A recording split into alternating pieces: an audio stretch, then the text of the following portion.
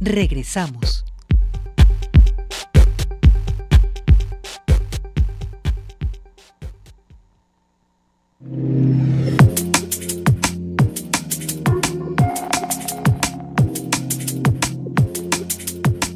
Seguimos en Cosa Pública 2.0 y vamos a la línea telefónica para saludar y agradecer a doctor Jorge Ramírez que nos tome esta llamada para conversar sobre un asunto de la mayor importancia y es, digamos, un avance más, un reporte de investigación más sobre patrones de desaparición de personas en el estado de Jalisco. Jorge Ramírez es profesor investigador de la Universidad de Guadalajara, doctor en sociología, es también integrante del Comité Universitario en materia de desaparición de personas y también colabora junto con un grupo de profesores y de periodistas en este equipo de trabajo que indaga patrones de desaparición de personas aquí en el estado de Jalisco y ahora presenta un nuevo documento, Desaparición forzada en Jalisco, más que casos, el motor de su crisis de personas desaparecidas. Jorge Ramírez, muchas gracias por atender esta llamada. Buenas tardes.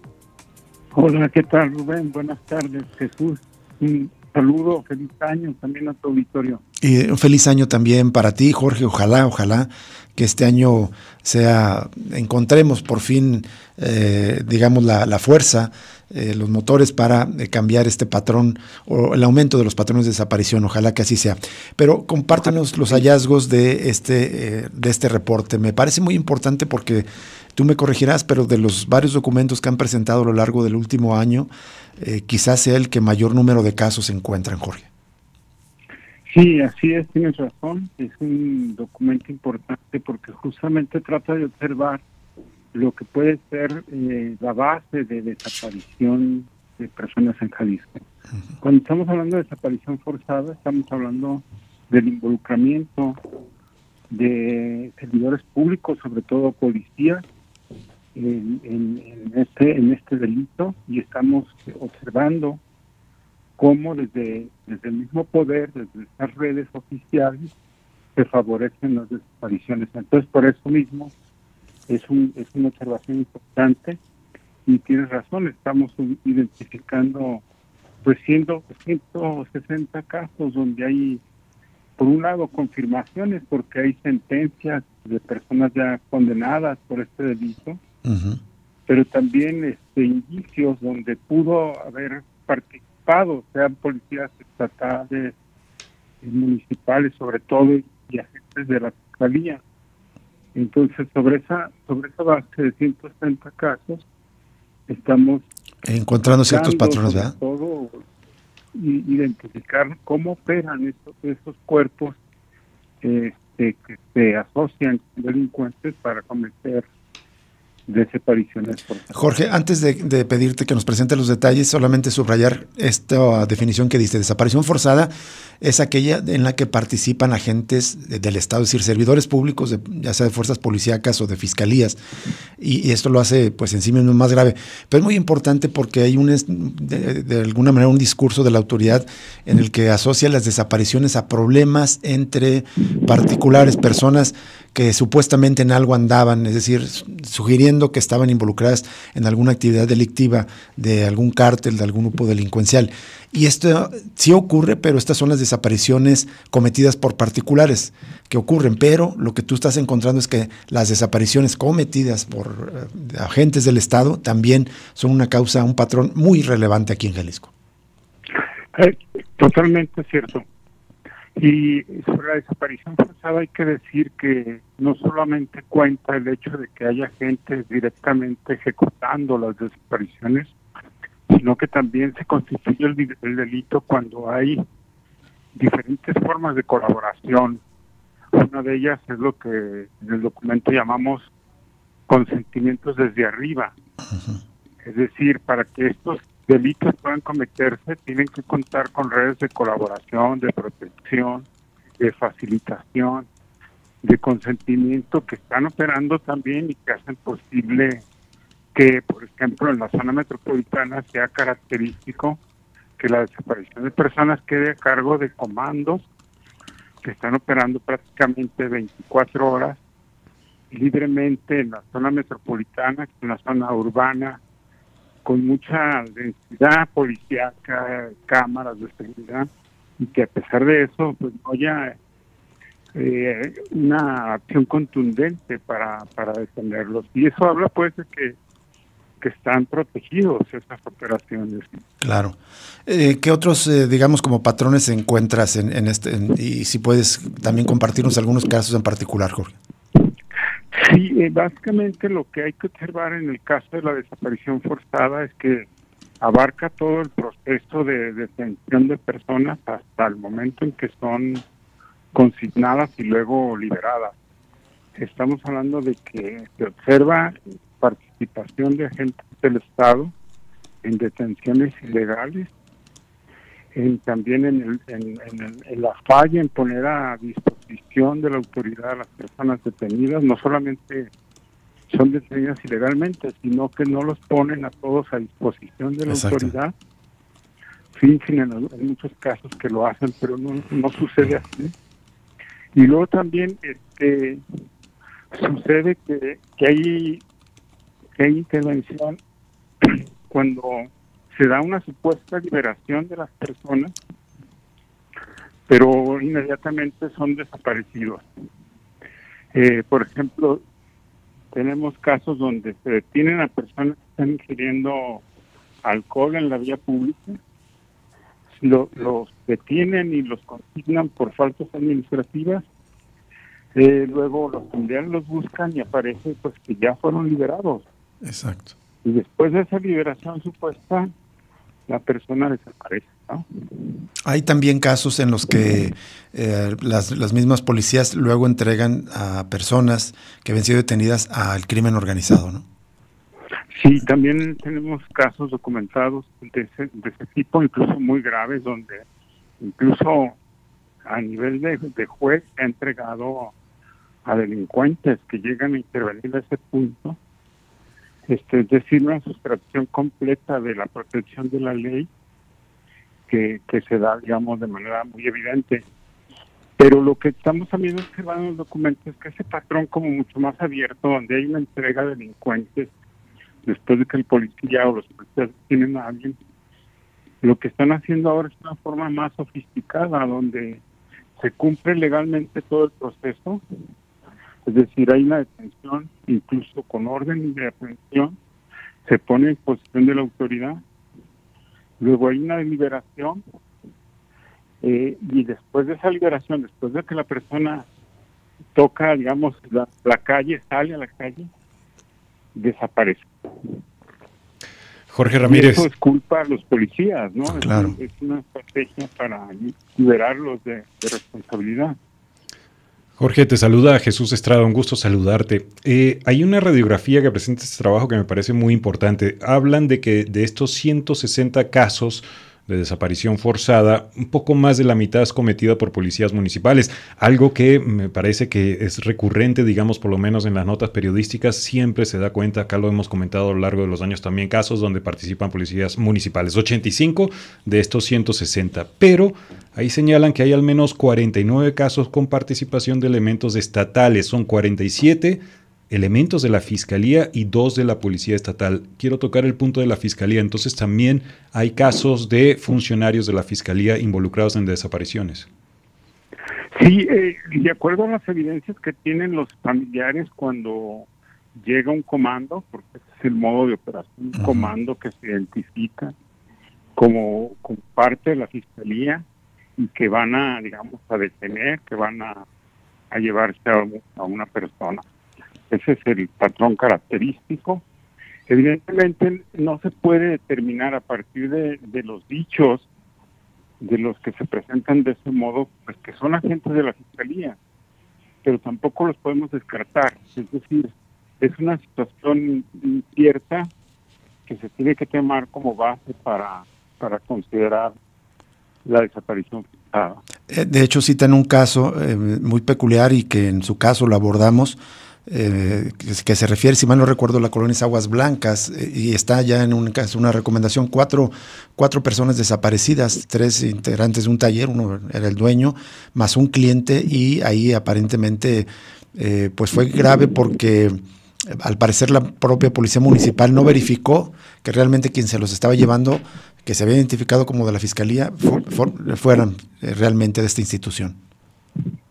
Sí, allí ese caso es muy ilustrativo de un patrón que se sigue todavía, por desgracia, donde hay un acuerdo, digamos, no a nivel operativo de los policías que andan en patrulla, sino de los comandantes, para acordar que va a actuar un comando y desmovilizar a los cuadros que están en la zona.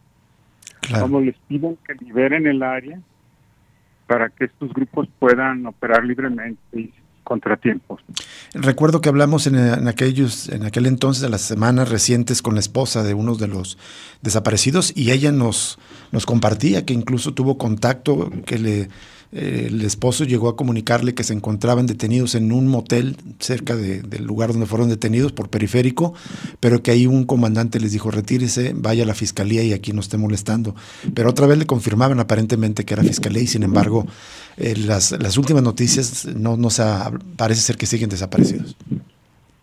Sí, y puede ser también el caso que sean elementos de la fiscalía que hagan la detención, hagan la puesta a disposición de la autoridad, pero luego, digamos, hay un acuerdo, suponemos que hay un acuerdo tácito para que en el momento en que esa persona sea liberada, pues actúen grupos criminales para la desaparición. Jorge, y el caso más emblemático citado aquí es, pues, el más conocido de este patrón de desapariciones forzadas, el halconazo tapatío. Sí, obviamente había que incluirlo, y que también es muy sintomático de lo que ha ocurrido, porque lo que estamos argumentando ahí es que la desaparición forzada en realidad es el modo en que ocurren muchas desapariciones en el Estado. Y ese caso pues ilustra perfectamente cómo puede un cuerpo completo de elementos que deberían de actuar con protocolos muy rigurosos, pues practicar desapariciones forzadas, en este caso contra personas que estaban protestando, ¿no?, en la calle, y entonces hay una sustracción de la protección de la ley, hay una privación de la libertad que se constituye como desaparición forzada desde ese momento. O sea, no hay que esperar que la víctima no se encuentre o luego se encuentre en una fosa clandestina para pensar que hay desaparición forzada. Existe desaparición forzada en el momento en que se priva a la persona de la libertad y no se pone a disposición de una autoridad. Claro. Eso fue el 5 de junio del 2020, desaparecieron decenas de personas en ese evento, aunque posteriormente fueron localizadas, pero sí estuvieron desaparecidas durante algunas horas. Jorge, también el documento, el trabajo de ustedes da cuenta, hablando, eso ocurrió en el gobierno de Enrique Alfaro, que por cierto, después de ese halconazo tapatío, reconoció que estaba infiltrada la fiscalía, pero después no se tocó el tema. Ustedes comentan que hubo un repunte enorme de desapariciones forzadas en el gobierno de Enrique Alfaro. Estos 160 casos que ustedes documentaron fueron entre 1996 y noviembre del año pasado, pero de esos 160 casos, 121 ocurrieron en el gobierno de Enrique Alfaro. Es terrible lo que pasó en este gobierno anterior. Sí, totalmente. Se dispararon a partir del 2018 con un pico muy claro en el 22 y 23, es donde hay mayor incidencia de esta clase de desaparición, ¿no? Ese pico en 2022-23, ¿tú crees que está relacionado, puede ser consecuencia de la impunidad del halconazo tapatío en 2020? En general yo creo que es una impunidad sistémica, que es lo que ha observado la Comisión Estatal de Derechos Humanos, y es lo que pusimos en el documento.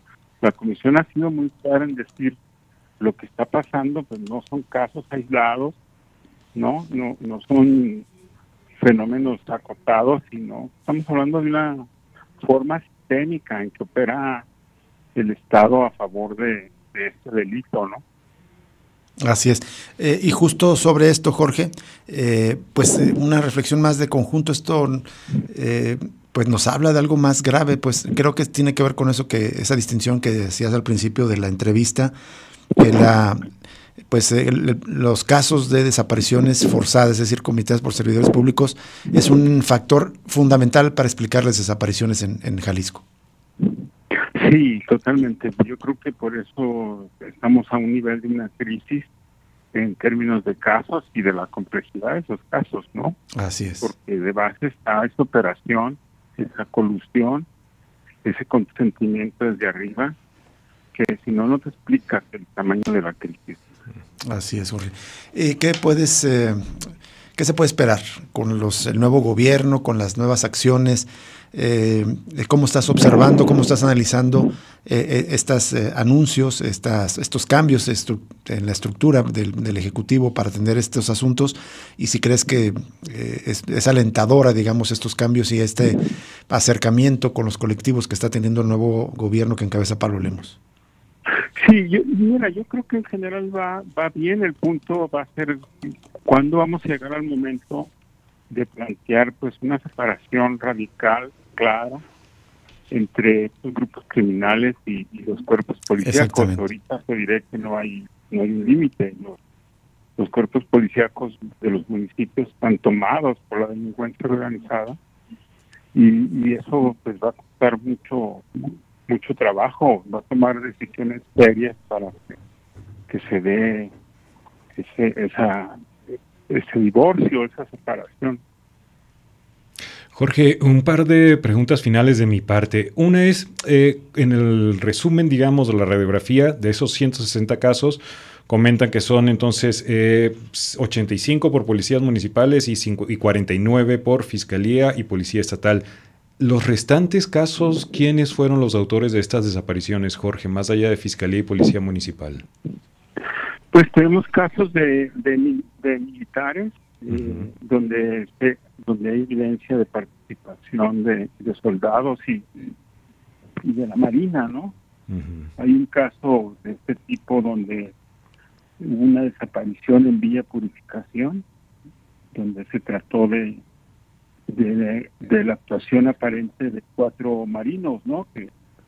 Personas que traían chalecos de la Marina, que la Comisión Nacional de Derechos Humanos observó indicios de que podía ser plausible y hizo una recomendación a la Secretaría de Marina, a la cual lo rechazó la recomendación, y ese es uno de los casos que está pendiente de resolverse, ¿no? Sí. Otra duda, Jorge, es, bueno, desde hace años, sobre todo desde el gobierno de Enrique Alfaro, Jalisco lidera la tabla nacional, lamentablemente, en desaparición de personas, pero específicamente en desaparición forzada, ¿también estaríamos en primer lugar? ¿Hay datos al respecto? Digo, esto es un importante trabajo que ustedes hicieron, pero también estaríamos en los primeros lugares de desaparición cometida por elementos del Estado. Sí, totalmente, sin duda, porque los mismos datos del gobierno del Estado hablan de de inicios de procesos penales contra 305 servidores públicos. Es decir, en el gobierno de Enrique Alfaro se judicializaron, como dicen, 305 policías municipales principalmente. Eso yo creo que nadie lo tuvo en el país. Aún así, me parece que no están siendo llevados a proceso todos los perpetradores de estos delitos.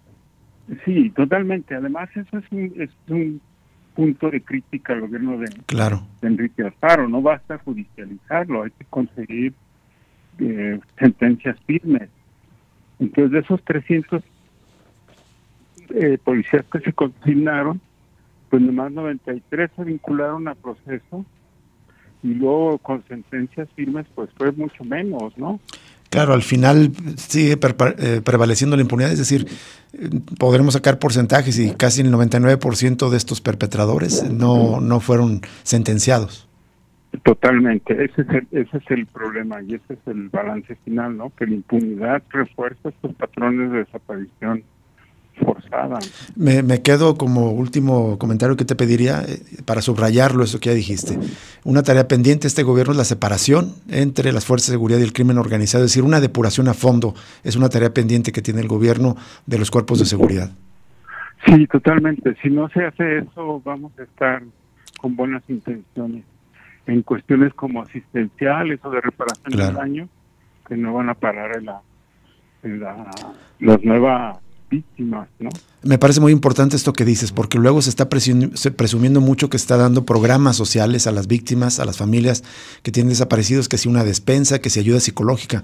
Y sí, claro que lo necesitan, lo merecen, se lo deben, pero es mucho más, o junto con ello es mucho más importante la depuración de las fuerzas de seguridad del Estado.